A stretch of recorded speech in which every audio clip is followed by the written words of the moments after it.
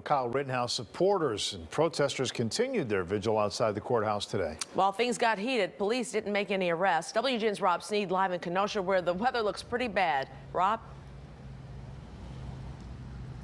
Tonight, most of those protesters have left. I mean, there is no action going on whatsoever right now. But earlier today, there was a lot of arguing and a lot of screaming. Day 23 of the Rittenhouse trial, and the fussing, cussing, and screaming among protesters and Rittenhouse supporters continued. Much of it centered around black and white relations. I'm a hard-working black man. I got 2 kids, and I'm tired of people like you coming to our society saying we did this. The fight between these two men over the use of the N-word, much of which we can't air. Just get you a new couch. I gotta get me some new legs. But the main argument among this group is Rittenhouse guilty or innocent? Guilty.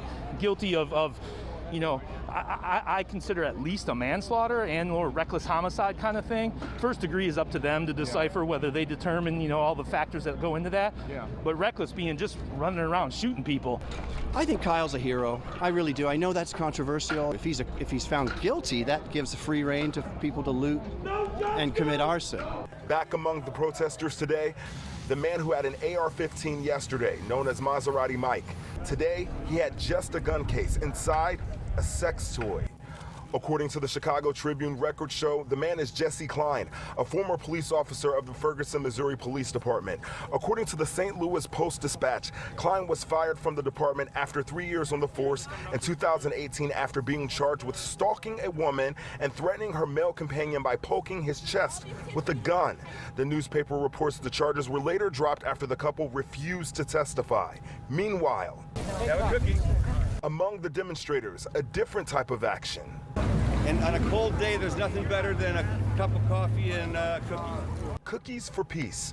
Kenosha County Sheriff David Beth says the department wanted to show support for everyone in the community during these tense times. If you think about the last year with the response to the Jacob Blake situation and all the protests and all that. No, I'm not answering everybody's questions about. No, I have a point though. Can I just finish my question, sir? Just respectfully. And if you don't have to, you don't have to answer if you don't want to. But the point I have is that this is the first time that all of this type of attention has been shined on Kenosha like this.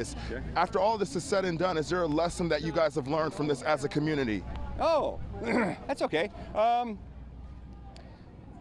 learned that a lot of people in Kenosha County are very supportive of people's rights. They're very supportive of law enforcement.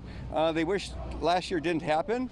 And by the fact that there are very few Kenosha people out here actually protesting, I think they're wanting this type of thing to be over with.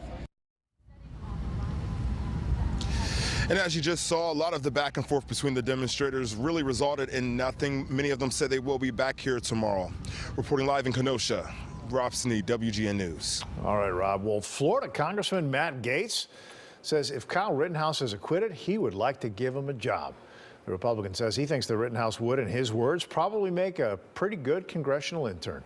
Gaetz says that he may reach out to the team to see if he'd be interested in helping the country in additional ways, as he put it. The congressman was not any more specific than that. Gaetz is still himself under investigation involving federal sex trafficking laws concerning a 17-year-old girl. Stay with WGN as we wait for the verdict in that trial. We'll continue live reports throughout all of our newscasts. You can also get breaking alerts free with our WGN News app.